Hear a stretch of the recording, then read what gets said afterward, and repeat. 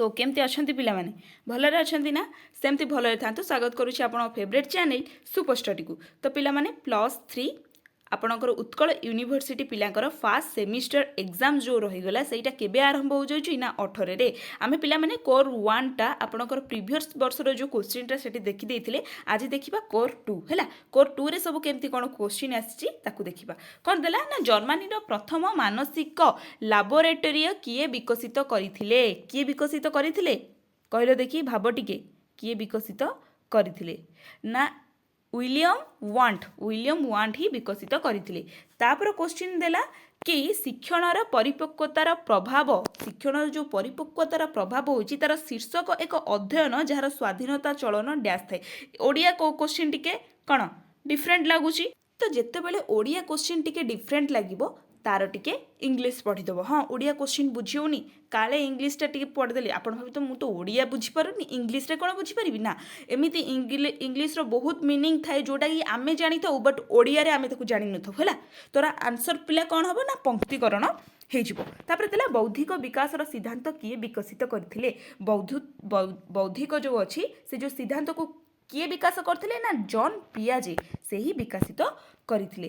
तापर क्वेश्चन देला कि काहाकू इंटेलिजेंस परीक्षणर पिता भाबरे विवेचना करा जाए। इंटेलिजेंस जो परीक्षण अछि पिला माने किए तार फादर ना अल्फ्रेड बिनेट तांको फादर। तापर क्वेश्चन टा देला ई नंबर कौन देला कि क्रिएटिविटी चिंताधारा केउ पर्याय यूरेका घटना सहित समान।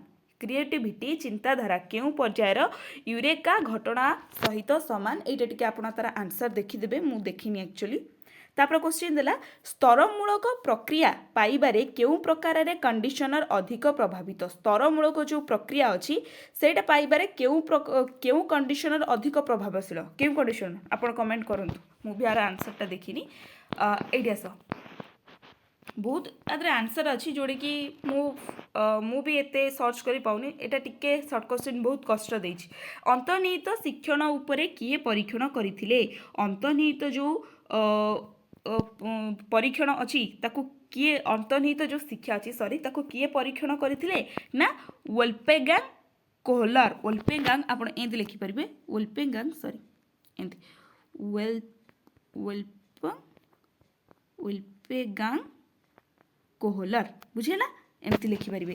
तापर एच नंबर क्वेश्चन ना प्रेरणार लैटिन मूल कौन प्रेरणार लैटिन मूल कौन ना मोभर। ये मोटिवेशन मोभर रु आसी लैटिन शब्द कौथरु ना मोभर रु आसी किए कहिथिले गुण गुड़िक व्यक्तित्वर निर्माण करूछंती किए कहिथिले गुण गुड़िक व्यक्तित्वर निर्माण करूछंती किए कहिथिले आपण सेटा देखिबे। जदि भी आपण जानछंती आंसर ताहले धर मो आईटा कहिनी तो आई तार आंसरटा टिके आपण कहि देबे दैट्स व्हाई मु पिन कर देले समस्ते जानि परिबे हैला।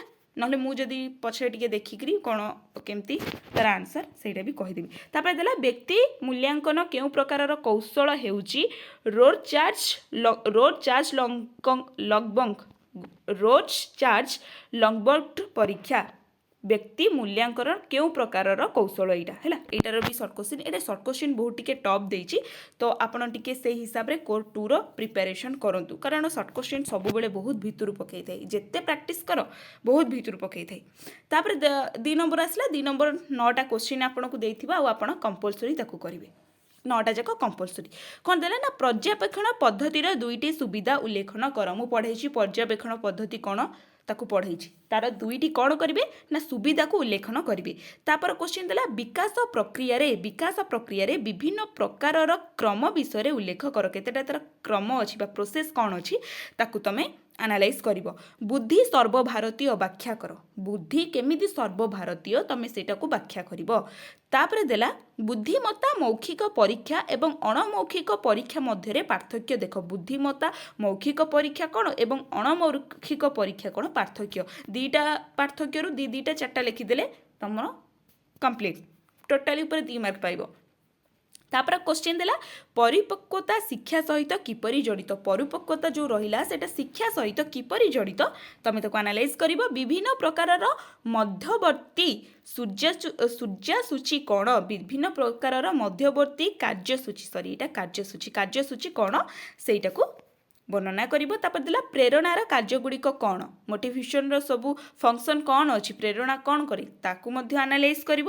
ତାପରେ କ୍ୱେଶ୍ଚିନ୍ ତ ଦେଲା ସେଲ୍ଡନ୍ ଅନୁଯାୟୀ ବ୍ୟକ୍ତିତ୍ୱ ପ୍ରକାର ବିଷୟରେ ଉଲ୍ଲେଖ କରନ୍ତୁ। ସେଲ୍ଡନ୍ଙ୍କ ଅନୁଯାୟୀ ବ୍ୟକ୍ତିତ୍ୱ ବା ପର୍ସନାଲିଟି କେମିତି ହେବା ଆବଶ୍ୟକ ତାକୁ ବିଶ୍ଳେଷଣ କର। ଯଦି ମୁଁ କହୁଛି କି ତୁମେ ସେଲ୍ଡନ୍ଙ୍କର ବ୍ୟକ୍ତିତ୍ୱଟା ପଢ଼ିନ, ଫାଷ୍ଟ ବ୍ୟକ୍ତିତ୍ୱ ଉପରେ ଯାହା ଜାଣିଛ 2 ମାର୍କିଆ ବ୍ୟକ୍ତିତ୍ୱ ଉପରେ ଟିକେ ଇଣ୍ଟ୍ରୋଡକ୍ସନ୍ ଦେଇଦେବ, ସେଲ୍ଡନ୍ ଲେଖିଦେବ କି ସେଲ୍ଡନ୍ ବ୍ୟକ୍ତିତ୍ୱ ପାଇଁ ଗୋଟେ ଭଲ ଚିନ୍ତକ ଅଟନ୍ତି ବା ତାଙ୍କ ଗୋଟେ ଗୁରୁତ୍ୱପୂର୍ଣ୍ଣ ମହତ୍ତ୍ୱପୂର୍ଣ୍ଣ ଚିନ୍ତକ ଅଟନ୍ତି ସେ। ତ ଆରାମସେ ଏଠି ଆପଣ 1 କିମ୍ବା 1.5 ମାର୍କ ପାଇଯିବେ, କିଛି ପ୍ରୋବ୍ଲେମ୍ ନାହିଁ। ତାପରେ ଗୁଣର 2ଟି ଗୁଣ ଉଲ୍ଲେଖ କର ବା ମୋସନ୍, ଏଠି ଦେଖ ଗୁଣର 2ଟି ଗୁଣ ଆପଣ ଚିନ୍ତା ପଡ଼ିଯିବେ, ଟିକେ ଇଂଲିଶ କ୍ୱେଶ୍ଚିନ୍ ଆପଣଙ୍କୁ ଆଖି ବୁଲେଇ ଦେବେ, ବୁଝିଲା। ତାପରେ କ୍ୱେଶ୍ଚିନ୍ ଦେଖ 5 ମାର୍କିଆ ଯେଉଁଟା ଆପଣଙ୍କୁ 10ଟା ଦେଇଥିବ, ଆପଣଙ୍କୁ ଯେଉଁଟା 8ଟା ସୁଇଟେବୁଲ୍ ଲାଗିବ ଆପଣ ସେଇଟା କରିବେ। ଫାଷ୍ଟ କ'ଣ ଦେଲା କି ଅଭିବୃଦ୍ଧି ଓ ବିକାଶର ନୀତି ବିଷୟରେ ଆଲୋଚନା କର। ଅଭିବୃଦ୍ଧି ଆଉ ବିକାଶର ନୀତି କ'ଣ ଅଛି ତା ବିଷୟରେ ଆଲୋଚନା କର। ଯୁବାବସ୍ଥାରେ ସାମାଜିକ ବିକାଶର ଗୁଣ ବର୍ଣ୍ଣନା କର। ଯୁବାବସ୍ଥାରେ ସାମାଜିକ ବିକାଶର କ'ଣ ସବୁ ଗୁଣ ରହିଲା ତାକୁ ବର୍ଣ୍ଣନା କର। ତାପରେ ଦେଲା ବ୍ୟକ୍ତିଗତ ପାର୍ଥକ୍ୟକୁ ପୂରଣ କରିବାରେ ଶିକ୍ଷାର ଭୂମିକା ବ୍ୟାଖ୍ୟା କରନ୍ତୁ। ବ୍ୟକ୍ତିଗତ ପାର୍ଥକ୍ୟକୁ ପୂରଣ କରିବାରେ କ'ଣ ସବୁ ଶିକ୍ଷାର ଭୂମିକା ଅଛି ତାକୁ ଲେଖିବ। ତାପରେ ଦେଲା କି ରିଲଫୋର୍ଡଙ୍କ ଦ୍ୱାରା ବୁଦ୍ଧି ମଡେଲର ଗଠନ ବିଷୟରେ ଆଲୋଚନା କର। ବୁଦ୍ଧି ମଡେଲର କିପରି ଗଠନ ହେଇଛି ତାକୁ ଆଲୋଚନା କରିବ। ଇଣ୍ଟେଲିଜେନ୍ସି ବ୍ୟକ୍ତିଗତ ଏବଂ ଗୋଷ୍ଠୀ ପରୀକ୍ଷା ମଧ୍ୟରେ ପାର୍ଥକ୍ୟ କର। ଅପରେଟ୍ କଣ୍ଡିସନର ସହିତ ଜଡ଼ିତ ବିଭିନ୍ନ ଘଟଣାକୁ ମଧ୍ୟ ବର୍ଣ୍ଣନା କର। ତାପରେ ଦେଲା ଶ୍ରେଣୀ ଗୃହରେ ପ୍ରେରଣା ସୃଷ୍ଟି କରିବା ପାଇଁ ବିଭିନ୍ନ କୌଶଳକୁ ବର୍ଣ୍ଣନା କର। ଛାତ୍ରମାନଙ୍କର ମାନସିକ ସ୍ୱାସ୍ଥ୍ୟ ଉପରେ ପ୍ରଭାବ ପକାଉଥିବା ବିଷୟଗୁଡ଼ିକ ଉପରେ ଆଲୋଚନା କର। କିଛି ନାହିଁ, ଗପ ଭଳିଆ ମାନେ ଇମାଜିନ୍ କରିବ ସ୍କୁଲରେ କ'ଣ କେମିତି ପଢ଼ା ହୁଏ ସେଇଆକୁ ଯାଇ ଲେଖିବ। 5 ମାର୍କ ମାନେ ପେଜ୍ 1.5 ପେଜ୍ ଲେଖିଦେବ।